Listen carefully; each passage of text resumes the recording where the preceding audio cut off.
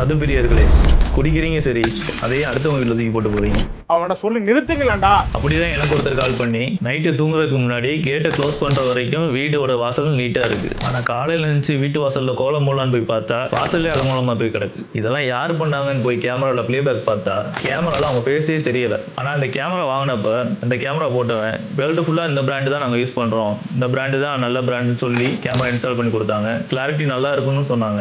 ஆனா இப்போ ஒரு பாட்டில் போட்டவன கூட அதனால கண்டுபிடிக்க முடியல அப்படின்னு சொல்லி அவர் ரொம்ப ஃபீல் பண்ணாரு. இந்த இடத்துல என்ன பிரச்சனைனா, நீங்க சிசிடிவி வேணும்னு கேட்டீங்கனாலே உங்களுக்கு சர்வீஸ் பண்ண போறவங்க நீங்க என்ன ப்ராப்ளம்ல இருக்கீங்க, என்ன பர்பஸ்க்காக வந்திருக்கீங்க, பிளஸ் எந்த லொகேஷன்ல வைக்க போறீங்க, இன்டோர் ஆர் அவுட்டோர், இது 3 விஷயமே தெரியாம ஒரு செட் ஆஃப் கேமராவை தூக்கி உங்கள்ட்ட இன்ஸ்டால் பண்ணி கொடுத்துறாங்க. என்னைக்காவது ஒரு நாள் அந்த கஸ்டமருக்கு பிரச்சனை வரும். அந்த பிரச்சனை வரப்ப அதுல போய் பிளேபேக் பார்ப்பாரு. பிளேபேக் பார்க்கும்போது தான் தெரியும் அந்த பிரச்சனைக்கும் அந்த போட்டிருக்க கேமராவுக்கும் சம்பந்தமே இல்லை. நம்ம 28Xல லாஸ்ட் 9 இயர்ஸா இந்த மாதிரி பிரச்சனைன்னு சொல்லி வந்த 1000க்கும் மேற்பட்ட பேருக்கு நாம சொல்யூஷன் கொடுத்துருக்கோம். உங்களுக்கு இதே பிரச்சனை இருந்துச்சு அப்படின்னா சிசிடிவி கமெண்ட் பண்ணுங்க. எங்க டீம் உங்களை ரீச் பண்ணி அதுக்கான பெஸ்ட் சொல்யூஷனை கொடுப்பாங்க.